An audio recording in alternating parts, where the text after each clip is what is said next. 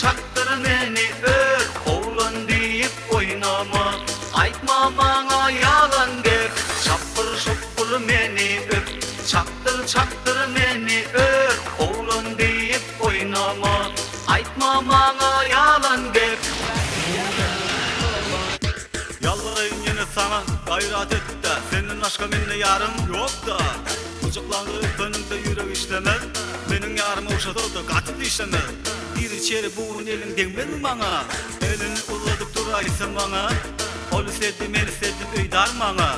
Başka baksam yürek buz bolar. Çapır şupur meni öp, çaktır meni öp, oğlan deyip oynama. Aytma bana yalan gep, çapır şupur meni öp. Çaktır meni öp, oğlan deyip oynama. Aytma bana yalan gep. Bum bum aklımı ele alıp göreyim, men başım alıp nerelere gideyim. Öldüm gittim ben, öldüm gittim ben, öldüm gittim ben. Çapır şupur meni öp, çaktır meni öp, oğlan deyip oynama.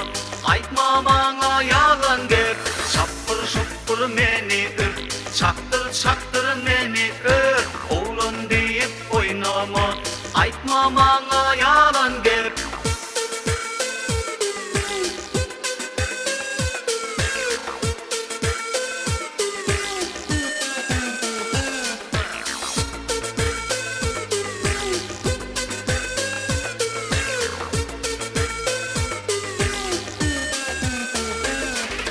Hiç beylim olmamış geçen zamanda, telefon çırladı alan babamdı. Nereye söyleyeceğim? Uraydım baba. Benim yok bir şey yok. Hemen söyleyeceğim. Ol gözüme kovdu, yönümün kovdu. Hiç kirli çare yok, ne çöpte kayttım. Sustum, pesti. Kimi görsen sustu, elimdeki gülüm uğurları açtı. Çapır şupur meni öp, çaktır meni öp, oğlan deyip oynama. Aytma bana yalan gep, çapır şupur meni öp. Çaktır meni öp, oğlan deyip oynama. Aytma bana yalan gep.